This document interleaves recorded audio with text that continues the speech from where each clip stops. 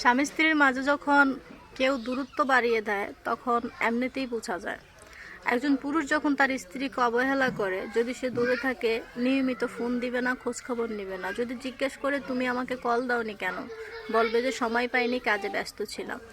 যদি সপ্তাহে মাসে 15 দিন বা 2-1 মাসে বাড়িতে আসার সুযোগ হয়, তবুও আসে না। যে পুরুষ দেখবেন প্রতি সপ্তাহে একবার হলেও তার স্ত্রীর কাছে আসতো, সেই পুরুষ যখন 2-3 মাসেও বাড়িতে না আসতে চায়, তাহলে বোঝা যায় কি জানেন, নয়তো সে নতুন করে প্রেম করে, আর নয়তো সে বিয়ে করে ফেলেছে। এরকম একটা সন্দেহ প্রতিটা নারীর মনেই জাগে, কারণ নারী কখনো তার স্বামীর ভাগ কাউকে দিতে চায় না। আবার যদি দেখেন যে ইনকাম করে বাবা মাকেও দিচ্ছে না, স্ত্রীকেও দিচ্ছে না, সেখানেও কোনো না কোনো তুটপাট থাকতে পারে। কারণ মানুষ যখন পরিবর্তন হয়ে যায়, সে যদি মুখে না বলে, তার আচার আচরণে কিন্তু বোঝা যায়। তবে আপনি যদি মনে করেন যে আপনার এই স্ত্রীটা সুন্দর না অসুন্দর, তাকে এত ভালোবেসে লাভ নাই, তাহলে আপনি বোকা। মনে রাখবেন, আপনার প্রথম স্ত্রী যদি কেঁচুর মতো কালো হয়, এটাও আপনার জন্য পারফেক্ট, এবং কি এটাই।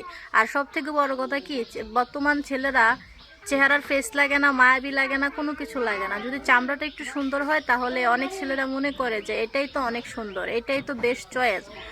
আপনি যদি বিয়ে করার ক্ষেত্রে যদি রূপসী সুন্দরী মেয়ে দেখে আপনি বিয়ে করেন, তাহলে আপনি জীবনে ধ্বংস হবেন, এটা নিশ্চিত। আর আপনি যদি সুন্দর মনুষ্যত্বের মানুষ দেখে বিয়ে করেন, তাহলে আপনি জিতে যাবেন 100%। একটা মেয়ে বিয়ের পর বাড়িতে এসে শাশুড়ির সাথে ঝগড়া করে না, বা সবাইকে পর করে দিতে চায় না। সে সবাইকে তার চোখের কাঁটা তখনই মনে করে যখন তাকে পরিস্থিতি বাধ্য করে। আমি এমনও শাশুড়ি দেখেছি যারা প্রতিনিয়ত ছেলের বউকে খুব বেশি কেয়ারিং করে, যার প্রমাণ আমি নিজে। আমি হসপিটালে এমনও শাশুড়িকে দেখেছি যে ছেলের বউয়ের সব কিছু, যেই জিনিস না পাক সেই জিনিসও পরিষ্কার করে। কত ভাগ্যবান সেই মেয়ে হলে পারে, যেটা মা করার কথা। ওই সমস্ত শাশুড়িকে যদি একটা মেয়ে নিজের মায়ের মতো ভালোবাসে, তাহলে তার জীবন এমনিতেই ধন্য। আবার অনেক মেয়ে আছে নিজের শাশুড়িকে তার মায়ের মতো করে দেখে, কিন্তু সেই শাশুড়িগুলা যখন তাকে কষ্ট দেয়, প্রতিনিয়ত অবহেলা তোচ্ছারিং করে, তখন সে তার স্বামীর কাছে কষ্টগুলো প্রকাশ করে বলে। স্বামীর কাছে কষ্টগুলো প্রকাশ করে বললে, স্বামী যদি গুরুত্ব না দেয়, পাত্তা না দেয়, যদি বলে যে তুমি কি চাও আমার বাবা মাকে খুন করে ফেলি বা তাদেরকে মেরে ফেলি, তাহলে বুঝে নেবেন ওই পুরুষকে শয়তান আক্রমণ করেছে, তার মাঝে শয়তান ভর করেছে। কারণ সে ন্যায় নীতি বিচারটা দেখে না।